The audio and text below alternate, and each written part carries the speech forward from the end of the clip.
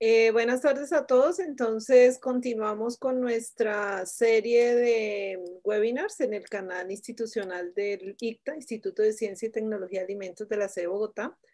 En el día de hoy vamos a tener al profesor Luis Felipe Gutiérrez. Su conferencia se titula Alimentos Funcionales, Conceptos, Tendencias, Desarrollo y Oportunidades para Colombia. Es un tema bastante actualidad. El profesor Luis Felipe es ingeniero químico de la Universidad Nacional de Colombia, sede Manizales. Tiene estudios de especialización en ingeniería de procesos de alimentos y biomateriales, una maestría en ingeniería de alimentos y doctorado también en el área de alimentos en la Universidad de Laval, Quebec. En este momento es profesor asociado de la Universidad Nacional vinculado al ICTA desde el año 2008. El profesor Luis Felipe es el líder del grupo de investigación en biomoléculas alimentarias y sus intereses de investigación se centran en el desarrollo de alimentos funcionales y productos nutracéuticos, en el diseño de procesos para la valoración de subproductos de la industria de alimentos y en la extracción y purificación y caracterización de moléculas bioactivas. La parte de valorización de subproductos de la industria de alimentos es un tema que está cogiendo mucha fuerza en el mundo. Se denomina en algunos medios como economía circular y, y pienso que es muy importante porque es eh, tratar de ser amigable con nuestra gran casa que es la tierra. Gracias, Luis Felipe, por compartir tu conocimiento y entonces te doy la palabra.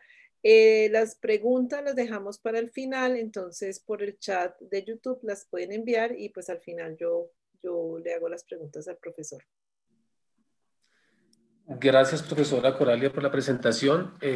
Buenas tardes a todas las personas que se encuentran en el canal institucional del ICTA. Como ya dijo la profesora Coralia, entonces yo voy a hablarles hoy acerca de los alimentos funcionales en una charla que he titulado Alimentos Funcionales, Conceptos, Tendencias, Desarrollo y Oportunidades para Colombia.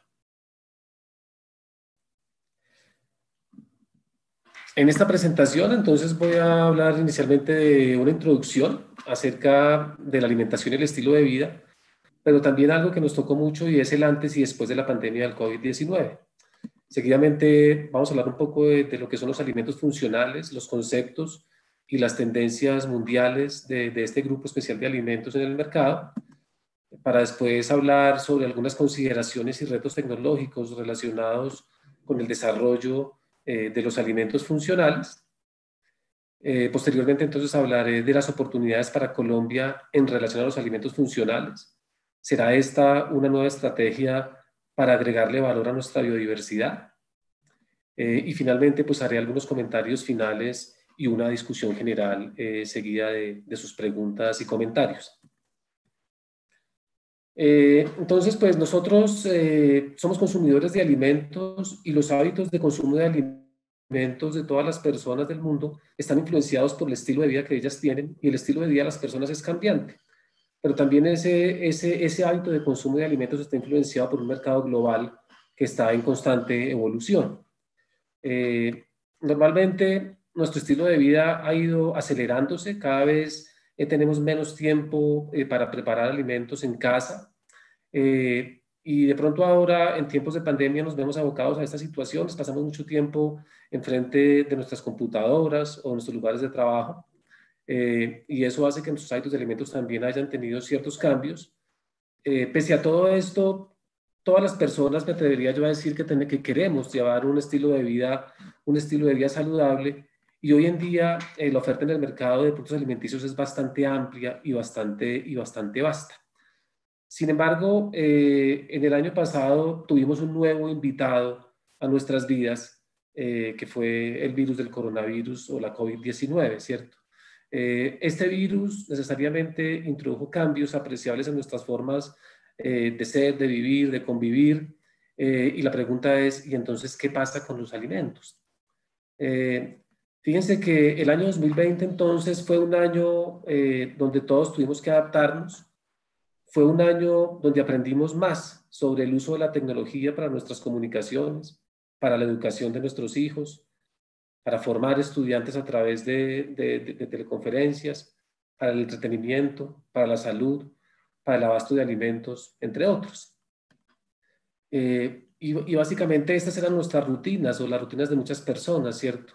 Llegaron los robots que llevaban la comida sin contacto personal, trabajando desde casa, a veces en la cocina, nuestros hijos tratando de estudiar frente a un computador, tratando de hacer algo de ejercicio frente a una computadora, guiado por un entrenador de pronto que está del otro lado de la pantalla, y los domicilios se volvieron una cuestión constante en nuestras vidas, sumado también a las citas médicas, que también las hacíamos por internet o a través de un teléfono celular. De acuerdo a Euromonitor Internacional, entonces la pandemia del coronavirus nos afectó a todos. Afortunadamente logramos acostumbrarnos a ella. Sin embargo, los hábitos nuevos se aceleraron y la forma en que nos comportamos, gastamos y consumimos probablemente nunca volverá a ser la misma. Frente a esta situación, la nueva expectativa de los consumidores de alimentos está asociada a proteger la salud y los intereses de la sociedad y el planeta para reconstruir un mejor futuro. Antes del coronavirus, entonces, las sociedades estaban muy preocupadas por la disminución del uso de plásticos, del cambio climático. Podíamos ir de compras libremente, hacíamos el trabajo presencial y de pronto disfrutábamos la ciudad. Después del coronavirus, entonces, esas prioridades han ido cambiando. Ahora nos centramos más en proteger la salud y el bienestar. Tenemos que hacer las compras muchas veces por comercio digital. Nos preocupamos más por la responsabilidad social. El trabajo se nos convirtió en un trabajo remoto y de pronto muchos quisiéramos irnos a vivir al campo. ¿Y qué pasa con los alimentos entonces? Los alimentos entonces también cambiaron la forma de consumir. Hay quienes hablan de que los alimentos como medicina prosperaron en medio de la pandemia. Entonces, la salud se volvió la prioridad para casi todos los consumidores del mundo. Y en ese sentido, todos somos consumidores y todos estamos tomando medidas preventivas para no enfermarnos. Y encontramos en los alimentos funcionales algunas oportunidades para proteger nuestra salud o para prevenir enfermedades. Y pues afortunadamente existen ingredientes que ayudan a estimular el sistema inmunológico y que nos permiten generar ideas para que ese nuevo consumidor habituado a esta nueva realidad entonces tenga otras oportunidades de escoger alimentos. Tenemos entonces que frente a esta pandemia se han ideado o se han divulgado remedios caseros basados en el consumo de ciertos alimentos, como esta imagen que circuló mucho tiempo por las redes sociales, donde decían que esta dieta moringuera permitía reducir el contagio de coronavirus o prevenir la enfermedad, pero pues no hay ninguna evidencia científica que eso lo pueda demostrar. Pero sin embargo, frente a estos remedios caseros, también la ciencia empezó a avanzar. Y estos son unos artículos recientes que están asociados con alimentación y coronavirus, publicados en revistas de muy altos factores de impacto, que hay diferentes moléculas o biomoléculas derivadas de alimentos que pueden utilizarse para prevenir de pronto la enfermedad o para fortalecer nuestro sistema inmunológico.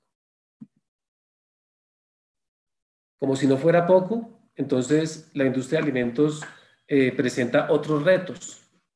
El estilo que había antes de las economías lineales, donde nosotros tomábamos recursos, producíamos bienes o servicios y disponíamos residuos, pues ya hoy en día es muy contrario a los objetivos de desarrollo sostenible que ha planteado las Naciones Unidas.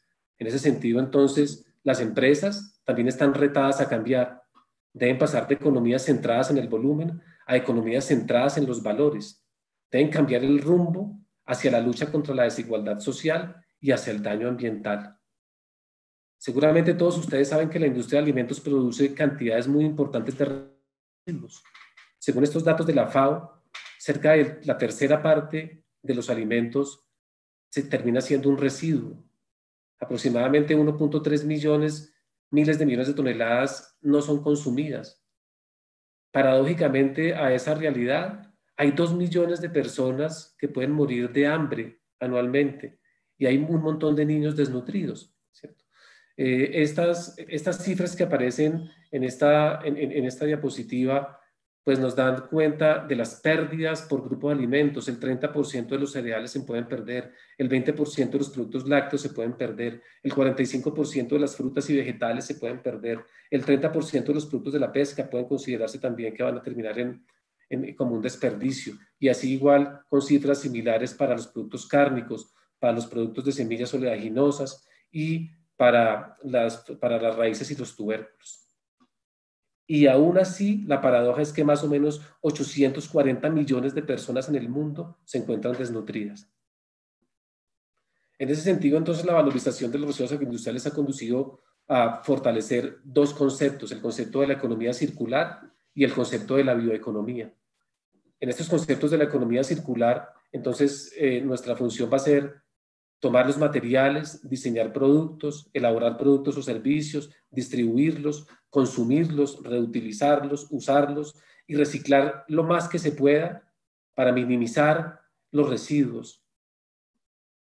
Esos residuos, sin embargo, que pueden quedar, pueden utilizarse entonces para producir diferentes materiales de alto valor agregado, incluyendo biomateriales, energía térmica, energía eléctrica, biocombustibles, alimentos para animales o compuestos de valor agregado que eventualmente pueden utilizarse para desarrollar alimentos con características funcionales.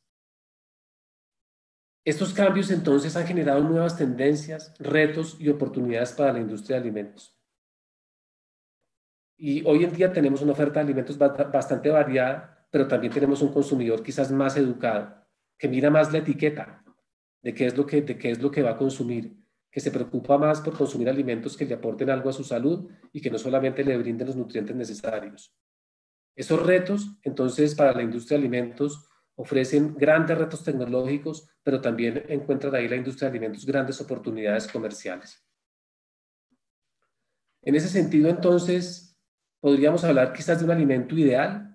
¿Será que ese alimento ideal es aquel que me proporcione bienestar, que sea conveniente para que yo lo consuma, que sea elaborado a través de procesos que sean ambientalmente sostenibles, pero que adicional a eso me proporcione algún beneficio a la salud? Pienso que de eso se trata actualmente y en eso trabajamos los que trabajamos en procesamiento o en la industria de alimentos.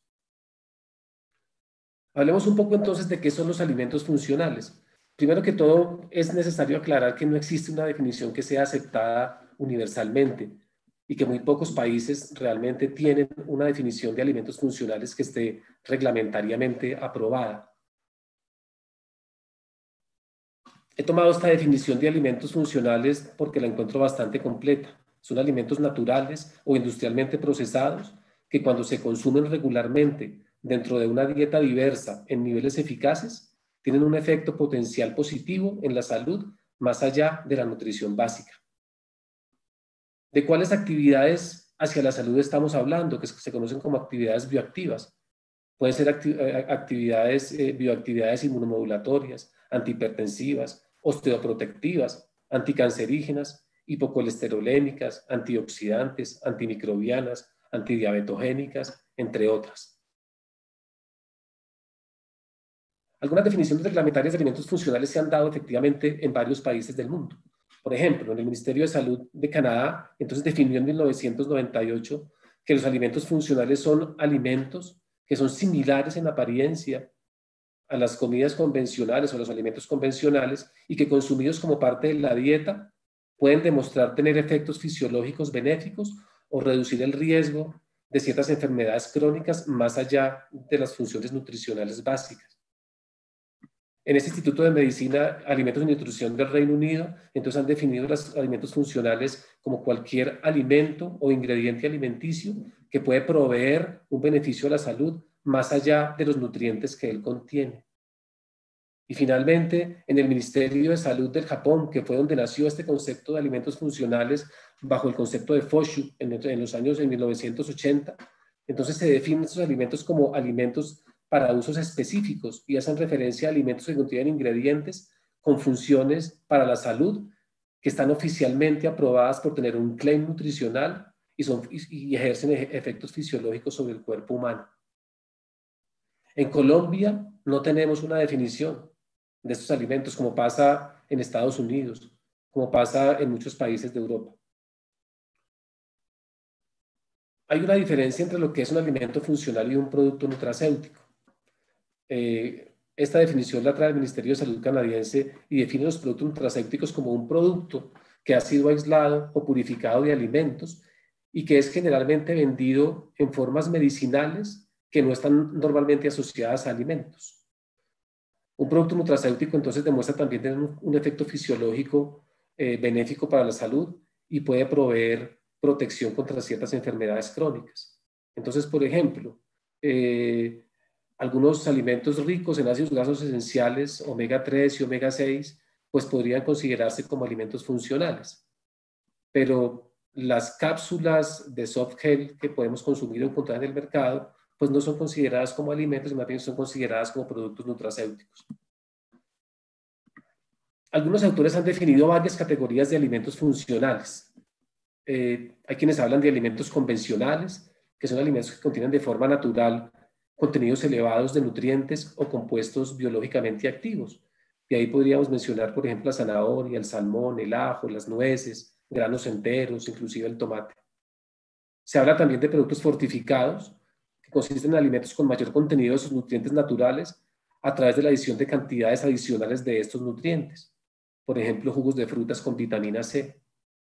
También hablamos de productos enriquecidos o suplementados, que son los alimentos que contienen nutrientes o componentes adicionados que no hacen parte de su composición natural. Por ejemplo, un yogur con probióticos y con fibra, o unos jugos con calcio adicionado, o margarinas con fitosteroles, por ejemplo. Otras categorías entonces se definen como los productos alterados, que son alimentos en los cuales un componente nocivo se ha eliminado, reducido o sustituido con otra sustancia que tiene efectos benéficos para la salud. Entonces hablamos, por ejemplo, de alimentos en los cuales reemplazamos grasas por ciertos tipos de fibras. Se habla también de productos mejorados. Son alimentos que han sido mejorados para tener una concentración mayor de un componente funcional, usualmente vía alimentación animal o vía ingeniería genética. Hablamos entonces de leches con altos contenidos de ácido linoleico conjugado, tomates con alta concentración de licopeno, huevos con omega 3, por ejemplo. Y también se habla de los productos procesados, que son alimentos que han sido procesados para contener sus niveles naturales de componentes funcionales. Por ejemplo, cereales con salvado de avena.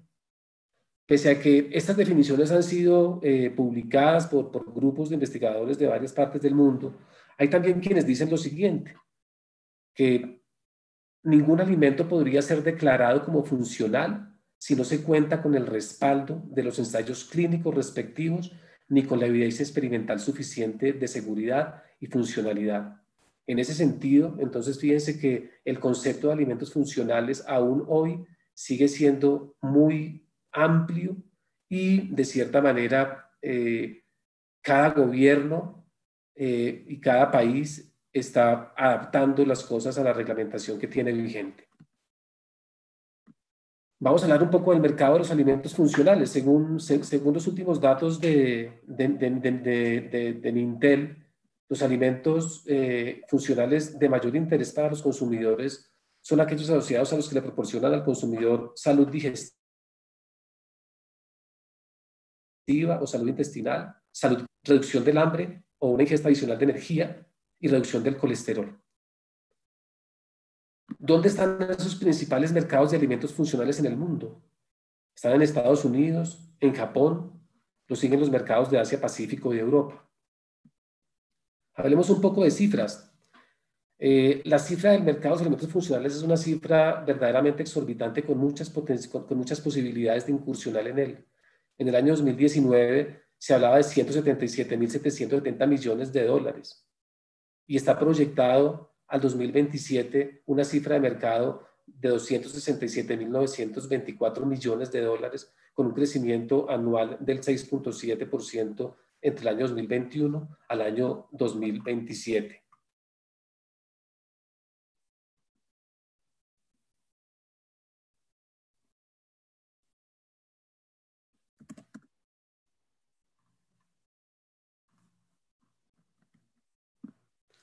Si miramos como el mapamundi de este mercado de alimentos funcionales, entonces podemos ver que los mayores desarrollos han sido aquí en estos países del Asia-Pacífico, seguido por países de Europa, seguido por países de América del Norte y Centroamérica, Latinoamérica y el continente africano son los donde hay menos volumen de mercado de estos alimentos.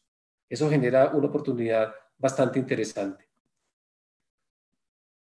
Si miramos ese mercado de alimentos funcionales por tipo de ingrediente, podemos ver varias cosas. La primera cosa que podemos observar es que independientemente del tipo de ingrediente, entre el 2019 y el 2027 se proyectan crecimientos interesantes.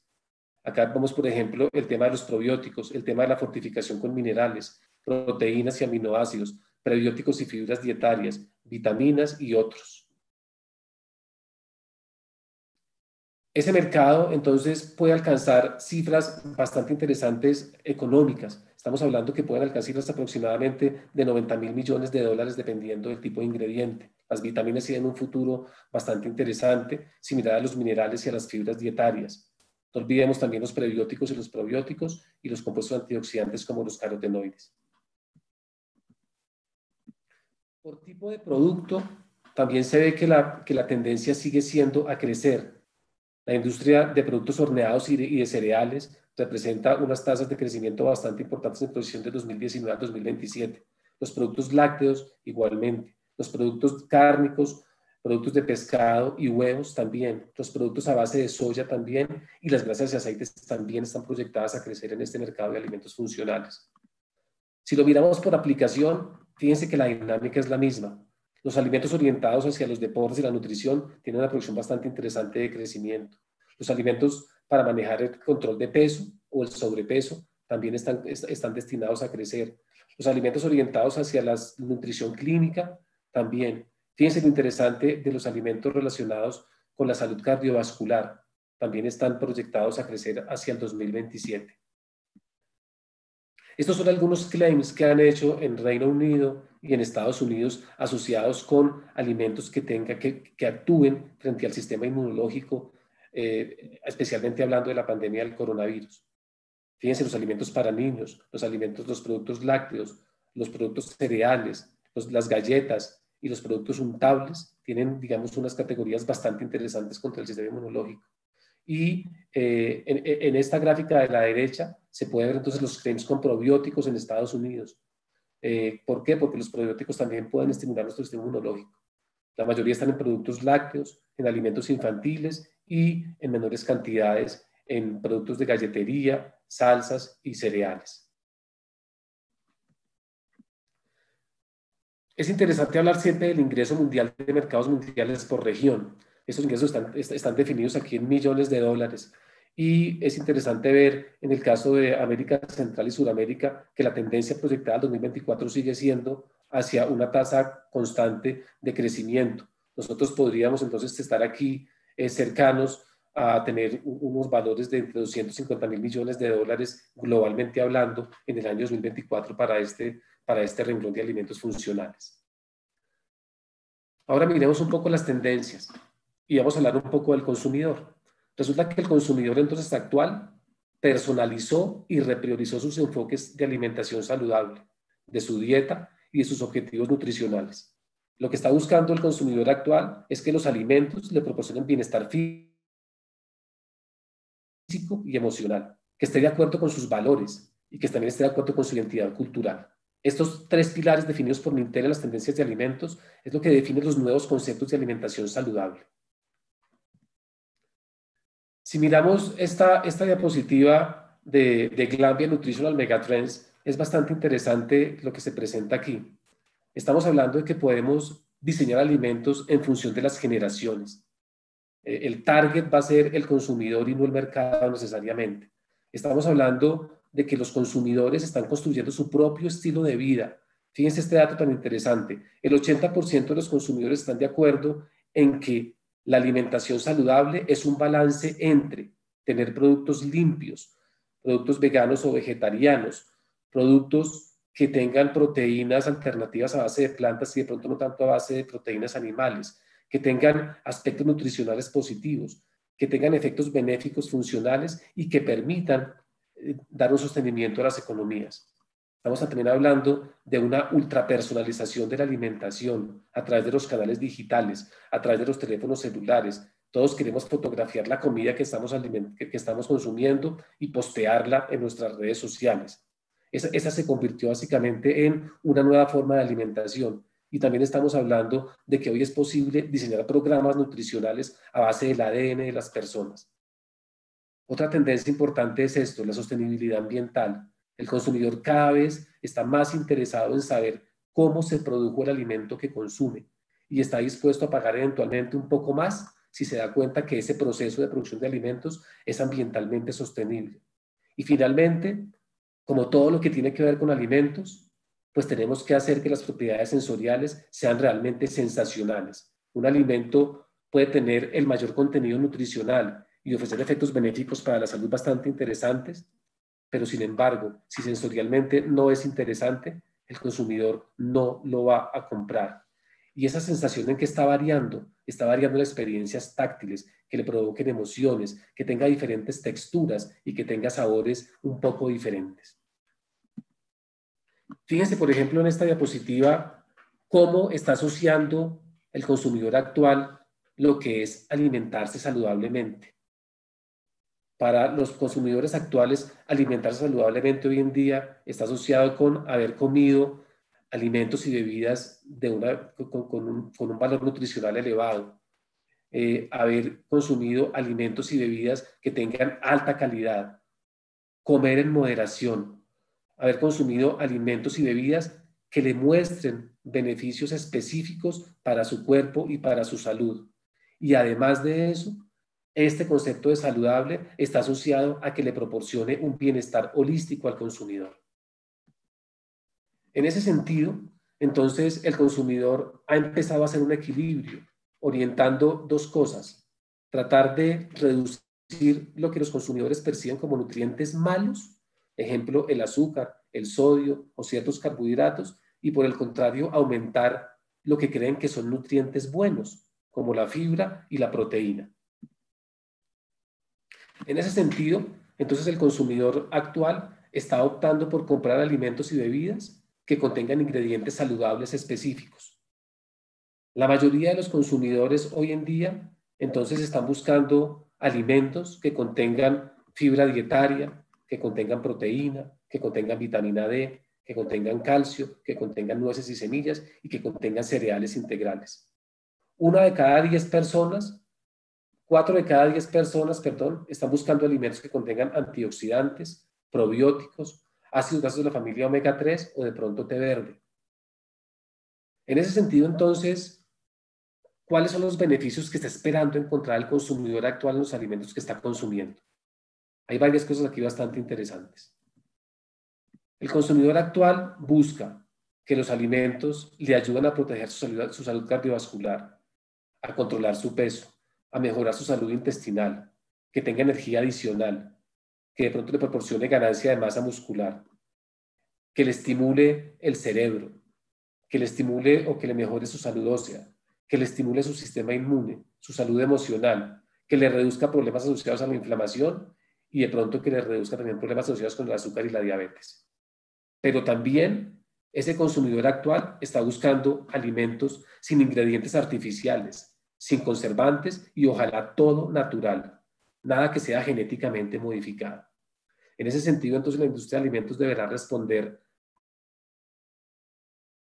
a esos beneficios que el consumidor actual está buscando. Vamos a hablar un poco entonces de esas tendencias de alimentos funcionales en función de algunos de esos beneficios que el consumidor está buscando. Si hablamos entonces de alimentos que procuren mejorar la salud intestinal, entonces la industria de alimentos tiene una gran oportunidad para hacer investigación, desarrollo e innovación en alimentos funcionales con fibra, con cultivos probióticos, con prebióticos, para mantener una buena salud intestinal. Miremos algunos ejemplos de eso. Los betaglucanos de avena, de hongos o de origen bacteriano son ingredientes funcionales que permiten reducir el riesgo de contraer enfermedades cardiovasculares, controlar la diabetes o estimular el sistema inmunológico. La inulina, por ejemplo, es una fibra que tiene efecto prebiótico y que puede ayudar a disminuir la aterosclerosis y aumentar la saciedad. Los fructooligosacáridos son otra fibra que pueden disminuir los síntomas de depresión, tienen efectos bifidogénicos pueden reducir los problemas de aterosclerosis y aumentar la saciedad. Y probióticos como el Lactobacillus casei, el Lactobacillus acidophilus y el Bifidobacterium lactis pueden tener un mejor manejo de la microbiota intestinal, reducir los problemas de hipertensión y reducir de pronto la hiperglicemia. Si hablamos entonces del sector de alimentos que ayuden a potenciar el sistema inmunológico, entonces la industria tendría unas grandes oportunidades para hacer investigación, desarrollo e innovación en alimentos funcionales con probióticos, betaglucanos, vitaminas A, D, C, E y zinc y de pronto otros minerales. Algunos autores manifiestan que alimentos funcionales con vitaminas, lípidos, flavonoides y extractos de hierbas pueden contribuir al sistema inmunológico, a mejorar y estimularlo. Un ejemplo de esto es este producto, el yogur Vida, que tiene probióticos con betaglucanos de Ganoderma lucidum. Y este producto entonces tiene el siguiente claim: ayuda a potenciar la capacidad del cuerpo para combatir los ataques de virus y bacterias. Asimismo, ofrece propiedades antioxidantes. Tengo para contarles que el desarrollo tecnológico de este producto se hizo en el ICTA, con un estudiante de maestría. Hicimos todo el desarrollo de este producto con una empresa que se llama Progal BT y luego terminó siendo un producto comercial de Colanta.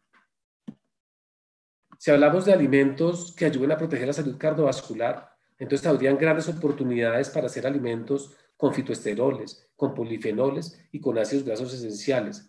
Ejemplos también tenemos aquí varios. Estas leches españolas con alto contenido de ácido glicólico conjugado. Estos productos desarrollados por el INTE en Argentina que tienen esteroles para reducir los niveles de colesterol. Estos productos finlandeses que tienen Benecol para reducir los problemas de hipertensión también. Y también es otro producto nacional con Benecol que tiene este claim. Puede contribuir a reducir el colesterol junto con un estilo de vida saludable. Si hablamos entonces también de los alimentos que tengan un mayor contenido de más proteína, hay unas grandes oportunidades para la industria de alimentos nacional para desarrollar alimentos con mayor contenido de proteínas, pero también con proteínas no convencionales. Hablamos entonces de proteínas de quinoa, de soya, de amaranto, de nueces, inclusive de proteínas de insectos, donde ya hay una serie de productos en el mundo desarrollados a través de proteínas de insectos, por ejemplo, como estas barras de proteínas base de insectos. Pero también tenemos recursos promisorios bastante importantes para Colombia, como el sacha inchi, una almendra de origen amazónico cultivada hoy en día en casi todo el territorio nacional, que tiene unos contenidos de proteínas cercanos al 25% o 30% en la almendra cruda y de cerca de un 50% en la almendra luego de extraerle su aceite. Esta almendra tiene aproximadamente un 35% de aceite con unos contenidos bastante elevados de ácidos grasos omega 3 y de omega 6. Estamos hablando de cerca del 50% de omega 3 y el 35% de omega 6. Si hablamos entonces de alimentos que puedan contribuir a la salud emocional y reducir el estrés y la ansiedad, entonces hay una gran oportunidad en Colombia para desarrollar aplicaciones alimentarias con derivados del cannabis. Una industria que se está moviendo cada vez más rápido en el mundo y que genera recursos importantísimos para los países que han logrado avanzar en la aprobación de la reglamentación de la legalización de los productos derivados del cannabis. Desafortunadamente en Colombia esta reglamentación está un poco retrasada y actualmente no es posible incluir ningún derivado de la planta del cannabis en ningún producto alimenticio para el comercio nacional, pero sí podríamos producirlos para el comercio internacional, para países como Canadá, para países como Estados Unidos, por ejemplo en California, donde ya el mercado está abierto y los volúmenes de mercado son bastante grandes. Les traigo solamente dos ejemplos acá. Fíjense, por ejemplo, estas bebidas carbonatadas de guayaba que tienen 20 miligramos de cannabidiol para potenciar la función cerebral y escasamente menos de 1 miligramo de tetrahidrocannabinol. Pero también hay productos como las frutas que han sido infusionados con extractos de cannabis para potenciar la función cerebral. Aquí Colombia tiene, desde mi punto de vista, una gran oportunidad comercial y es necesario que los gobiernos avancen en la legislación porque esto podría eventualmente contribuir a todo el tema del posconflicto, a darle empleo a un montón de personas, sumado a esa tradición antes ilegal de cultivar cannabis en gran parte del territorio nacional. Hablemos entonces, ya conociendo las tendencias, hablemos entonces de cómo sería ese desarrollo de los alimentos funcionales. Desde mi punto de vista, entonces, el desarrollo de cualquier producto alimenticio debe seguir esta ruta tecnológica. Primero, definir el diseño, según la funcionalidad que queramos inventarnos. Segundo, evaluar la formulación, evaluar diferentes tipos de ingredientes, procesos, tecnologías. Tercero, validar lo que hicimos, mirar cómo es la biodisponibilidad de ese ingrediente activo que agregamos al alimento, si tiene efectos tóxicos y si tiene efectos fisiológicos una vez el producto ha sido elaborado. Y finalmente, mirar cómo vamos a hacer el mercadeo y el posicionamiento de ese producto en los mercados, ya sean nacionales o internacionales. Vamos a hablar un poco de ellos a continuación. En esta parte del diseño, entonces deberíamos centrarnos en diseñar alimentos orientados a esas preocupaciones que tiene el consumidor de las que hablamos anteriormente. Reducir el estrés y la ansiedad, su salud cardiovascular, estimular su sistema inmunológico. Por ejemplo, en el caso de los baby boomers, que es una población social cada vez más grande en muchos países, podríamos diseñar productos para que tengan un envejecimiento saludable. Pero también hace parte de ese diseño mirar la reglamentación vigente. La reglamentación vigente en Colombia para alimentos funcionales está enmarcada en esta lista. La resolución 333 del 2011, la resolución 684 del 2012, el decreto 2229 de 1994, el decreto 1944 de 1996, el decreto 4107 del 2011 y la resolución 11488 de 1984. Desafortunadamente, Colombia tiene unos problemas gravísimos en materia de esta reglamentación. Estamos muy atrasados en la reglamentación vigente con respecto a las tendencias actuales del mundo. En ese sentido, pueden haber, por problemas reglamentarios, bastantes limitaciones para que la industria pueda innovar y desarrollar productos en esta categoría de alimentos. El diseño también debería estar orientado hacia qué tipo de claim desee otorgarse. En Colombia, la reglamentación vigente permite hacer 3 tipos de declaraciones: de reducción de riesgo de la enfermedad, de la función de los nutrientes y de propiedades de otras funciones. Por ejemplo, esta declaración es una declaración que fue aprobada por el INVIMA hace un par de años. Un consumo diario de 350 miligramos de betaglucanos de Ganoderma lucidum obtenidos biotecnológicamente en una porción de yogur de 200 mililitros en niños de 2 a 5 años de edad ayuda a fortalecer sus defensas acompañado de una dieta balanceada y de ejercicio regular. Si pasamos a la etapa de formulación, entonces hay varias cosas que tenemos que tener en cuenta. ¿Qué ingredientes funcionales podemos utilizar? Afortunadamente, el mundo de los ingredientes es un mundo bastante amplio. Aquí solamente vamos a hablar de algunos ingredientes funcionales. Podemos entonces pensar en diferentes grupos de vitaminas, en diferentes grupos de microorganismos probióticos como Lactobacillus acidophilus o Lactobacillus casei, en un gran número de productos que tienen efecto prebiótico como la inulina, los fructooligosacáridos, los galactoligosacáridos o los betaglucanos, en una serie de minerales esenciales y no esenciales que pueden utilizarse para fortificar los alimentos como el zinc, el hierro, el calcio, el magnesio y el selenio. En un grupo de esteroles o de metabolitos secundarios que han demostrado tener efectos benéficos en la salud también, como los fitoesteroles, como el beta-citosterol o el campesterol. En ácidos grasos poliinsaturados de las familias omega 3 y de omega 6. En carotenoides como el beta-caroteno, la luteína o el licopeno. En flavonoides como la quercetina y las isoflavonas. Pero también podemos hablar de proteínas de diferentes tipos y también de péptidos que han demostrado tener actividad biológica bastante interesante contra la prevalencia de ciertas enfermedades crónicas no transmisibles. Una vez seleccionemos los ingredientes que vayamos a utilizar en la formulación de nuestro alimento, entonces debemos evaluar los procesos y las tecnologías con las cuales vamos a preparar ese alimento, con las cuales lo vamos a fabricar, elaborar. Y podemos hablar entonces de tecnologías convencionales. Desafortunadamente, gran parte de estos ingredientes con características funcionales son termolables, es decir, que son susceptibles a degradarse o a descomponerse cuando la temperatura se incrementa. Entonces, al momento de evaluar las tecnologías convencionales, debemos pensar, ¿es mi ingrediente funcional fácilmente degradable por la temperatura? ¿Es mi ingrediente funcional soluble en un medio acuoso o soluble en un medio lipídico? ¿Es mi ingrediente funcional sensible a la luz, al oxígeno o a cierto estrés que pueda sufrir en el alimento mismo por su composición? Si eventualmente esas tecnologías convencionales, como una pasteurización convencional, por ejemplo, o un secado por aire caliente, no son suficientes, entonces podemos acudir a lo que se conocen hoy como las tecnologías emergentes para el procesamiento de alimentos. Hablamos de las altas presiones hidrostáticas, de los campos eléctricos pulsados, del calentamiento óhmico, de procesamiento a través de microondas o de ultrasonido, solo por mencionar algunas. Si nuestro ingrediente no es soluble, podemos pensar de pronto en encapsularlo, sea microencapsularlo o nanoencapsularlo, utilizando tecnologías como el secado por aspersión o la liofilización o el electrohilado. Podríamos pensar también en emulsificar ese ingrediente en nano, macro o emulsiones normales. Podríamos pensar de pronto en protegerlo a través de nanopartículas lipídicas o hacer geles o un montón de cosas o un montón de variables tecnológicas que permitirán proteger ese ingrediente del medio al cual lo vamos a involucrar, ¿cierto?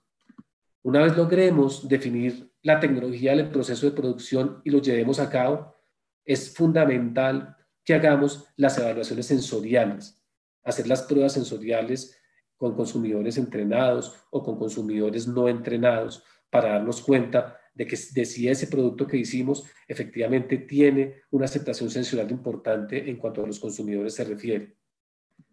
Y finalmente, hacer los estudios de vida útil para poder determinar cuánto tiempo puede durar ese alimento en anaquel en ciertas condiciones de almacenamiento. Terminada la etapa de formulación, viene una etapa de validación. Esa etapa de validación lo que busca es mirar la biodisponibilidad del o de los ingredientes activos que colocamos en el alimento, pero también mirar si ese ingrediente es tóxico y si tiene efectivamente un efecto fisiológico. Para eso, pues simplemente es necesario hacer estudios in vitro o in vivo. ¿De qué? De toxicidad, de biodisponibilidad. Podemos usar modelos animales, ensayos clínicos doble ciego, placebo controlado, completamente aleatorios, para evaluar si la dosificación apropiada es la que es y para evaluar también las consecuencias de la ingesta en el tiempo.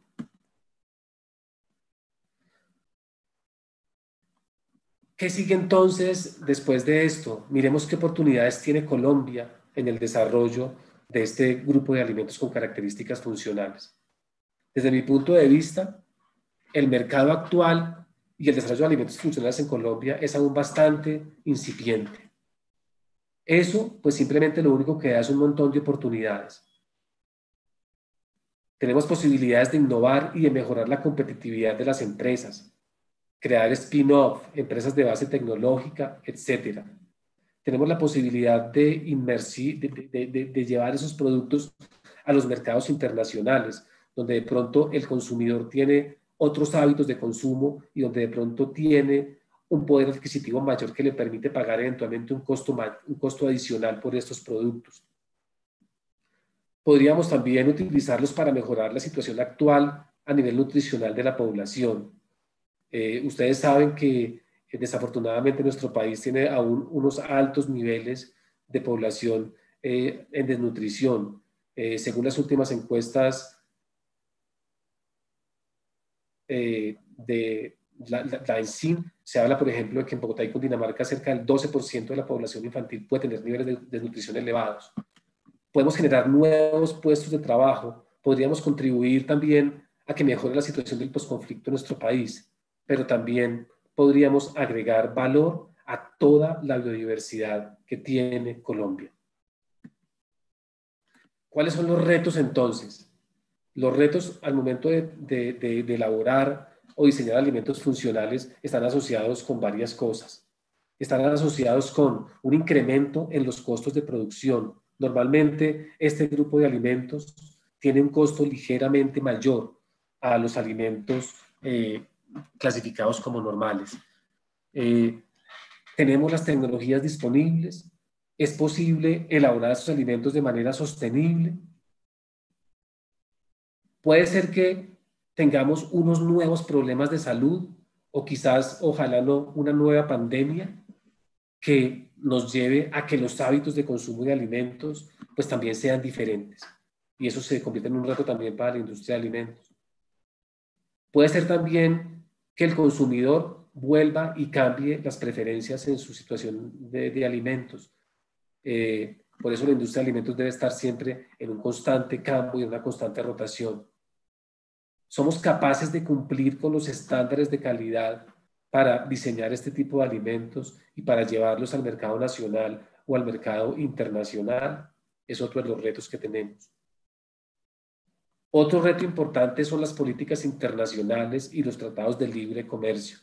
De pronto, si no tenemos la tecnología suficiente disponible, podemos ser vulnerables a que entren muchos productos importados y los productos que elaboremos en el mercado local no sean económicamente competitivos. Y tenemos otro reto bastante importante y es una interacción efectiva entre la universidad y la empresa. Definir mecanismos efectivos de transferencia tecnológica. Gran parte de este grupo de alimentos han sido diseñados por los académicos en todo el mundo, en las universidades, en los laboratorios. Nosotros a nivel nacional tenemos aún varias dificultades para hacer esa transferencia de conocimiento y de tecnología efectiva hacia la industria. Dificultades que están radicando básicamente en problemas legales y en problemas de propiedad intelectual, de cómo podemos definir quién o quiénes son los que tienen beneficios económicos una vez se hacen desarrollos en las academias, en las universidades. Afortunadamente, prácticamente hoy en día todas las universidades están muy o han estado avanzando en estos términos para poder responder a las necesidades de la industria, a las necesidades de la empresa de alimentos. Finalmente, tengo para decirles como comentarios finales, las tendencias del mercado mundial muestran un interés de las personas por alimentos que además de ser placenteros y atractivos, contribuyen a su buena salud, al bienestar, a la vitalidad y a su aspecto físico. Se mezclan preferencias por alimentos que evoquen tradiciones culturales, naturales y amigables con el medio ambiente. En Colombia, las encuestas en salud muestran un incremento de enfermedades crónicas como la diabetes y la obesidad, especialmente en las personas adultas. Sin embargo, un gran porcentaje de menores de 5 años y gestantes presentan desnutrición y deficiencias de vitaminas y minerales relacionadas con la inseguridad alimentaria y la pobreza. En este sentido, aún podemos hacer un montón de cosas. Les agradezco mucho su atención. Aquí les queda mi contacto y si tienen preguntas pueden hacerlas llegar a través del chat ahí del video. Muchas gracias, profesor Luis Felipe. Sí, sí tenemos preguntas, entonces yo las voy a leer acá en el orden de llegada. Bueno, una pregunta dice, ¿los alimentos tratados con radiación ionizante se pueden considerar un alimento funcional? Normalmente no. La radiación ionizante es un método de conservación de alimentos bastante antiguo y la radiación lo que busca es dañar completamente el ADN de los microorganismos para que no puedan sobrevivir. Sin embargo, y lo digo con conocimiento de causa, hay ciertos tratamientos de radiación ionizante que se hacen para modificar ciertos componentes de alimentos. Entonces, por ejemplo, acá en Colombia estaban buscando cómo irradiar unas semillas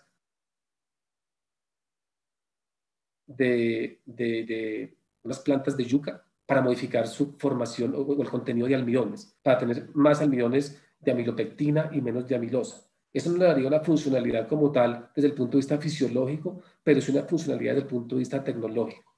Entonces, la radiación ionizante es un tratamiento de conservación de alimentos que sí podría eventualmente conservar mejor ciertos nutrientes en comparación con los tratamientos térmicos convencionales. Bueno, otra pregunta dice, hoy en día la panadería artesanal con MM en mayúscula está en auge si se le incorporan elementos como fructooligosacáridos y técnicas de fermentación en frío. ¿Se podrían considerar alimentos funcionales? Pues fíjese que al comienzo de la presentación hablábamos de que ese concepto de alimentos funcionales es bastante amplio en el mundo, ¿cierto? En Colombia no hay una reglamentación vigente de eso y eventualmente los fructoligosacáridos, pues una fibra con efecto prebiótico, podrían otorgarle cierta funcionalidad. Entonces, con base en la reglamentación actual vigente, y usando particularmente fructoligosacáridos, efectivamente uno podría hacer una declaración o una alegación de función de ingrediente.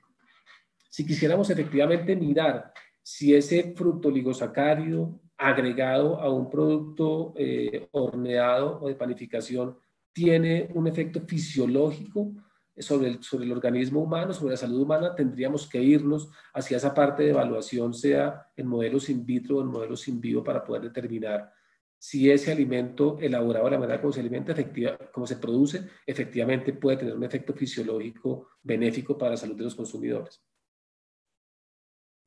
Bueno, otra pregunta. ¿Los batidos elaborados de frutas y hortalizas son considerados funcionales? Si recuerdan lo que hablábamos al comienzo de alimentos naturales, pues productos como la zanahoria podría considerarse como un alimento funcional, ¿cierto? Pero si a ese batido le agregamos una cantidad importante de azúcar, pues de pronto ya la funcionalidad entonces se va a ir perdiendo, ¿cierto? Entonces podemos hacer batidos de frutas y hortalizas y ahí van a haber un montón de vitaminas y y de minerales y de fitonutrientes que muy seguramente van a ejercer un efecto positivo en la salud de las personas que lo consuman, y en ese sentido podrían, bajo esa clasificación de alimentos naturales, podrían ser eventualmente clasificados como alimentos con características funcionales. Bueno, otra pregunta dice, tengo una fábrica de pastas artesanales, ¿cómo podría ser para que fuesen funcionales, alimentos funcionales? Eh, pues habría que hacer un desarrollo de producto y mirar qué funcionalidad quisiera dársele a las pastas que produce la persona, mirar cuál de esos targets de lo que espera el consumidor puede alcanzarse. Eh, pero pues esas pastas artesanales podrían incluir ciertos fitonutrientes o ingredientes con características funcionales que puedan eventualmente darle o otorgarle funcionalidad y efecto benéfico en la salud. Bueno, no sé si hay más preguntas, porque ya estamos acabando, pero mientras tanto yo quería hacer un comentario y también te quiero hacer una pregunta, Luis Felipe. Un Sí, señor. comentario es que en todo este tema de alimentos funcionales, los alimentos tienen sustancias químicas que tienen algún tipo de bioactividad y usualmente uno confirma esa bioactividad in vitro, es decir, en el laboratorio. Pero pues para que en realidad sean funcionales, hay un término muy importante que será tema en algún momento de otra conferencia y es la biodisponibilidad. Es decir, eh, como los alimentos funcionales no son medicinas, no van a curar una enfermedad, entonces la idea es que uno consuma el alimento y esas sustancias químicas que tienen la actividad se expresen en el cuerpo, ¿cierto? Y para eso tienen que pasar la barrera del aparato digestivo y llegar a la sangre. Entonces, eso se llama biodisponibilidad y pues bueno, ahí es tema, como digo, de otra conferencia que en algún momento daremos. La pregunta, llegó otra pregunta que te iba a hacer es la siguiente, o no, no es pregunta, es como una reflexión para saber tú qué opinas. Entonces, evidentemente todo lo que has mencionado, la tendencia del mercado de alimentos está cambiando, pero los consumidores en países desarrollados frente a los consumidores en nuestros países, que podríamos decir en vías de desarrollo emergentes, es diferente. Y eso tiene que ver con el ingreso económico, porque todo este tipo de alimentos que tú nos mostraste, pues son más caros, son más costosos. Es un mercado que desde mi punto de vista de consumidora está incursionando en Colombia, pero los costos son mucho más altos que los otros alimentos, ¿cierto? O sea, ahí vemos una diferencia. Entonces, ¿Qué reflexión nos puedes dar al respecto? Pues digamos que eso es una, como una característica desafortunada de los alimentos, de los alimentos funcionales. Lo ideal sería poder desarrollar alimentos que fuesen de consumo masivo, que tuviesen características funcionales y que fuesen de un costo para el acceso a todas las clases socioeconómicas, pero desafortunadamente no es así. Eh, y, y según lo que yo puedo ver, pues para que llegue a eso, pues no va a ser, en países como los nuestros, no va a ser tan fácil, no va a ser tan fácil de que eso suceda. Y hay ejemplos, digamos, yo diría muy tristes, ¿cierto? Para las clases socioeconómicas más desfavorecidas, les es mucho más económico consumir una bebida gaseosa que tomarse un jugo, por ejemplo.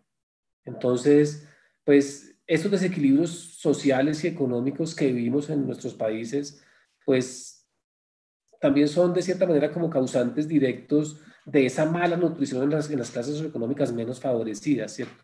Eh, va, va a ser complicado que eso llegue masivamente a todas las clases socioeconómicas. Debería quizás en algún momento haber una política de Estado o eventualmente, que también me suena interesante, pero yo no soy empresario, que las empresas, que la gran industria de alimentos tenga un compromiso también social hacia estos sectores menos favorecidos y comprometan parte de la producción de esos alimentos a que llegue a esas clases menos favorecidas. Esas empresas quizás podrían hacerlo a través de las fundaciones que manejan. Entonces es como, yo lo veo como un compromiso de la industria y del gobierno. Tiene que haber una balanza ahí para que estos alimentos que tienen características nutricionales superiores a los alimentos convencionales, pues puedan llegar masivamente, quizás a quienes más lo necesitan, que son normalmente las poblaciones de las clases sociales y económicas menos favorecidas. Bueno, tenemos dos preguntas más. Buenas tardes, profesor Luis Felipe. He visto que se han aprovechado de la definición de alimentos funcionales para ofrecer productos que realmente no tienen un beneficio demostrable en la salud. Por el contrario, intentan reemplazar alimentos naturales o menos procesados que contienen mayores concentraciones de compuestos benéficos. ¿Cómo sería en Colombia para evitar ese problema? Wow, pues no sé, realmente la pregunta me queda un poco como porque digamos que me gustaría saber cómo específicamente a qué tipo de alimento se hace referencia. Eh, Porque digamos que en Colombia no hay ninguna reglamentación para que yo diga este alimento es funcional o no. Recuerden que según la reglamentación actual vigente pueden hacerse tres tipos de alegaciones. Alegaciones de función del nutriente, alegaciones de otras propiedades y alegaciones asociadas con reducción de riesgo de contraer ciertas enfermedades. Entonces, eh, pues no hay, desde mi punto de vista, no hay ninguna forma comercial para llegar con un producto al mercado engañando al consumidor diciendo que es un producto con que es un alimento funcional.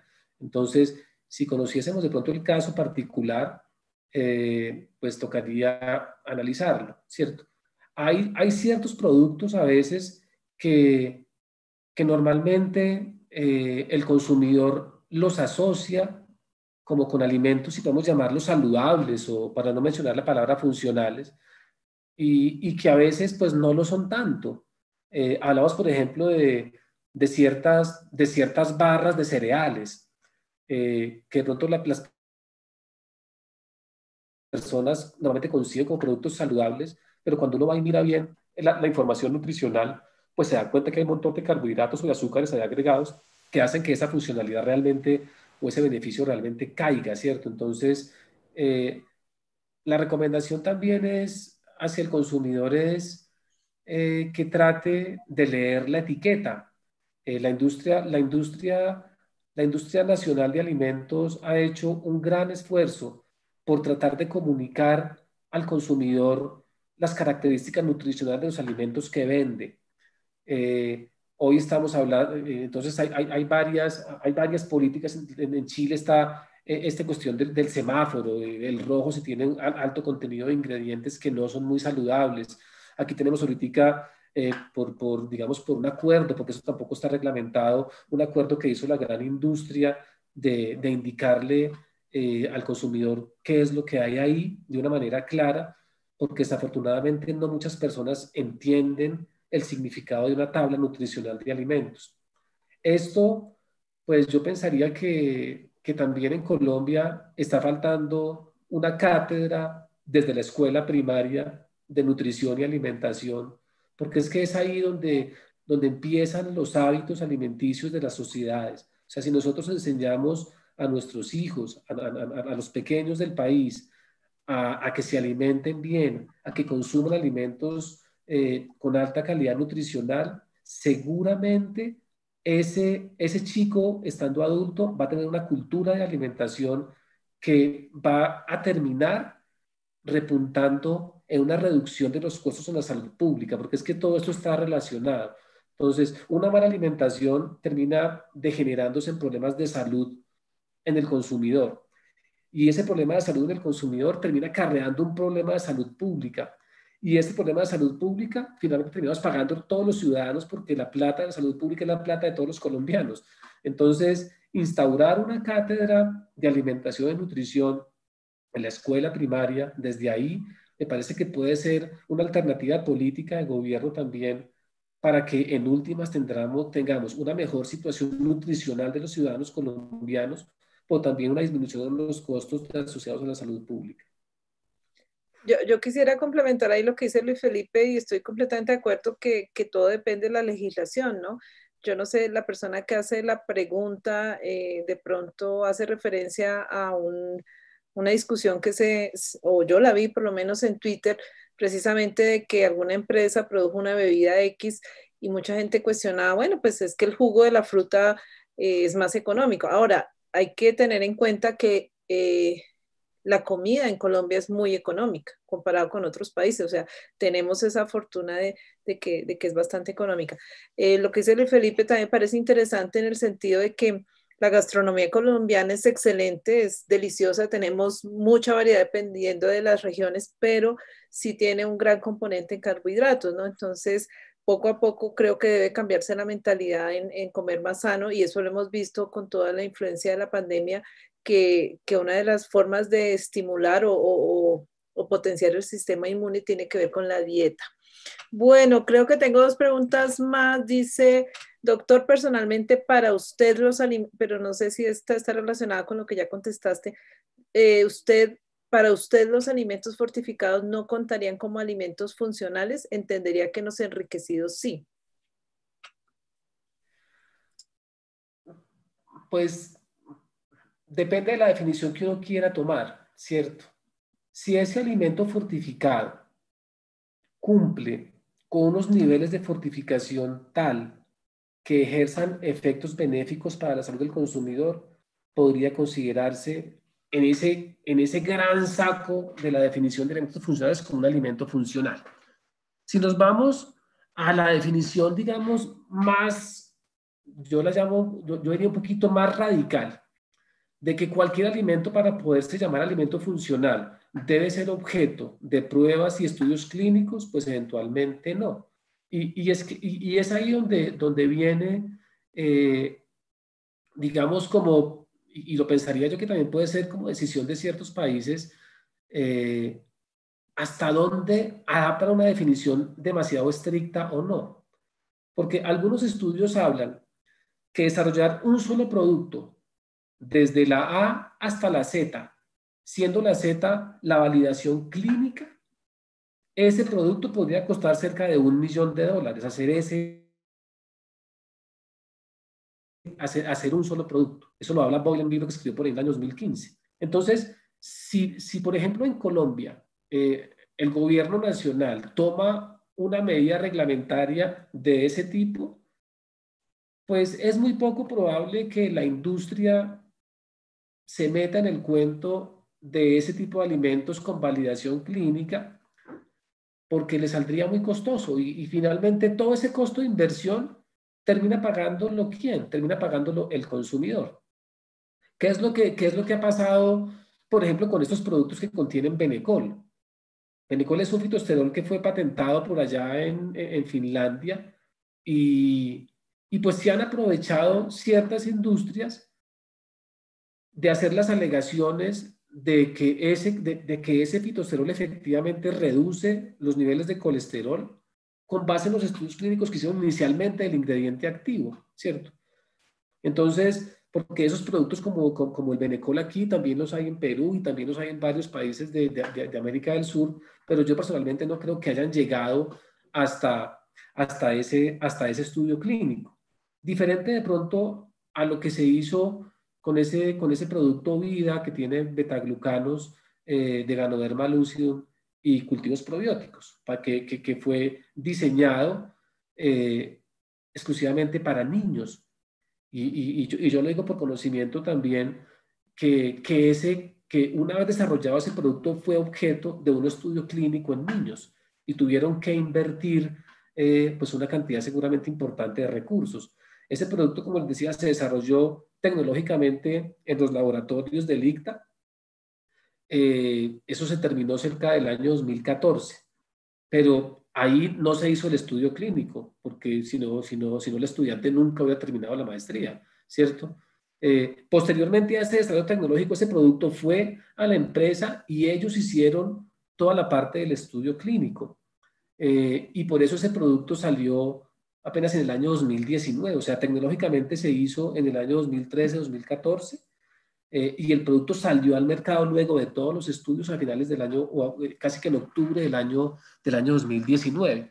Entonces, para responder la pregunta, ese producto fortificado, si tiene los niveles suficientes del ingrediente que se utiliza para fortificarlo, puede eventualmente considerarse como un alimento funcional. En esa definición amplia digamos, medianamente laxa de lo que se conoce como los alimentos funcionales en la mayoría de los países del mundo. Y en eso también quiero, digamos, decirles que no tenemos que sentirnos como muy tercermundistas porque Colombia no tenga reglamentado esta definición. La EFSA en Europa tampoco la tiene reglamentada.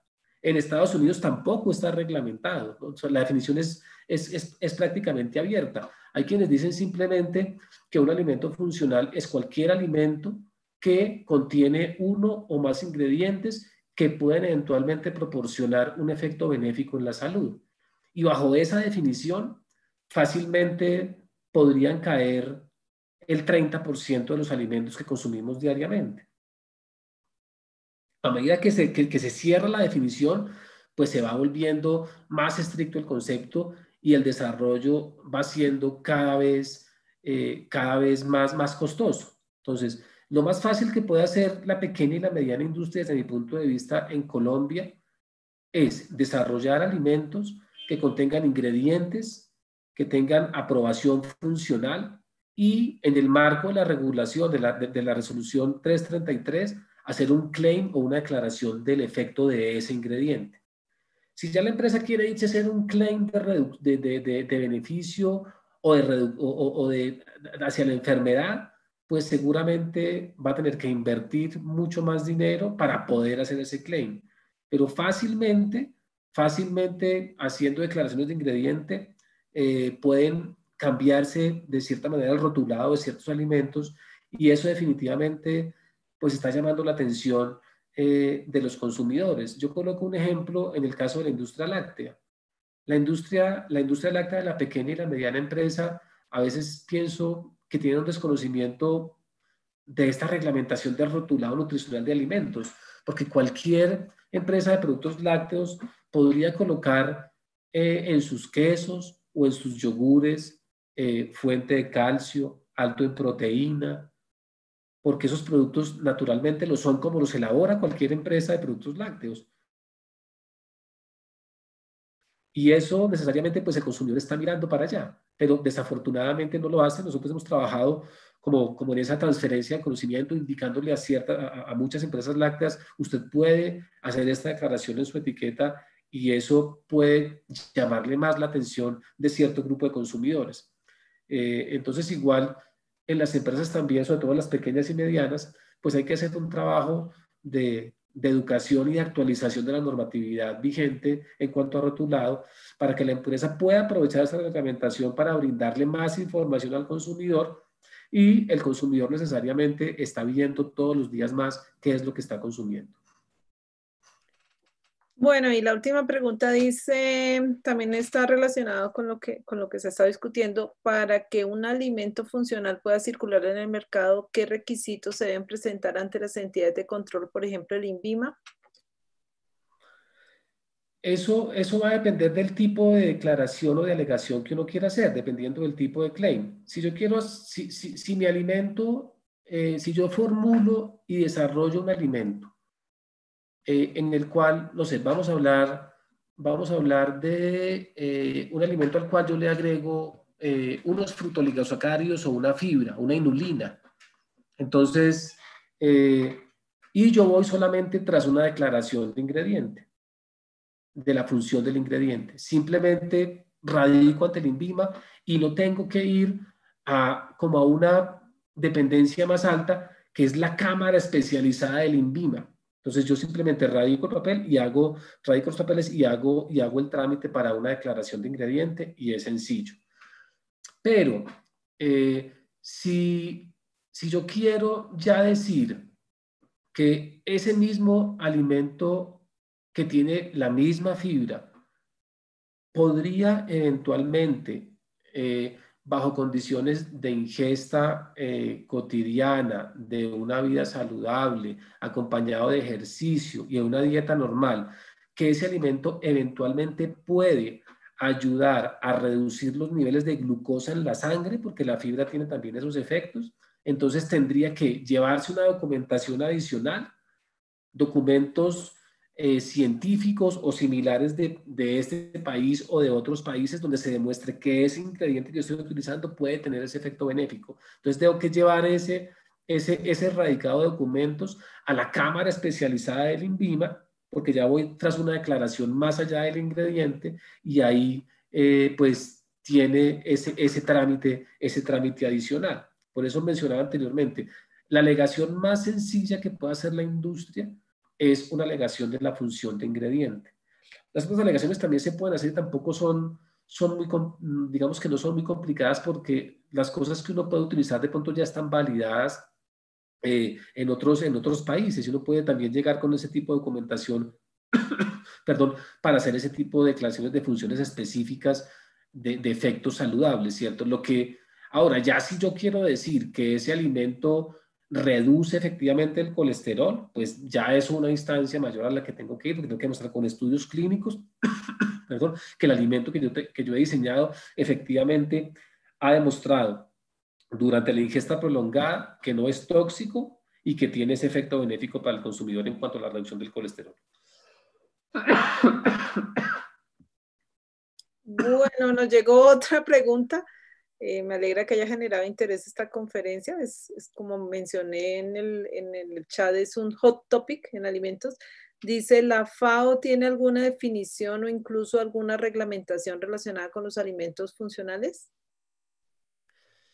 Que yo sepa, la FAO no tiene una reglamentación asociada con los alimentos funcionales. Eventualmente podría tener una definición, la desconozco, pero yo pensaría que no. Bueno, listo. Entonces no tenemos más preguntas. Pues muchas gracias a Luis Felipe por su interesante conferencia de mucha actualidad, muy clara. Me alegra mucho que haya generado interés en el público y una discusión interesante. Ahí está el contacto de Luis Felipe, pues si tienen dudas adicionales. Y pues esperamos seguir con esta serie de conferencias al menos mensual, pues estar pendientes de los canales institucionales del ICTA en Twitter, LinkedIn, Instagram. Muchas gracias a todos por su atención y gracias, Luis Felipe. Gracias, profesora Coralia. Gracias a las personas que asistieron. Espero que la información haya sido de actualidad e interés. Ahí queda mi contacto por si tienen preguntas adicionales. Y pues me atrevo a decir que en el instituto estamos 10 profesores para servir a la industria y al consumidor en los aspectos técnicos y formacionales que requieran para mejorar su competitividad o su conocimiento en temas asociados con la ciencia y la tecnología de alimentos.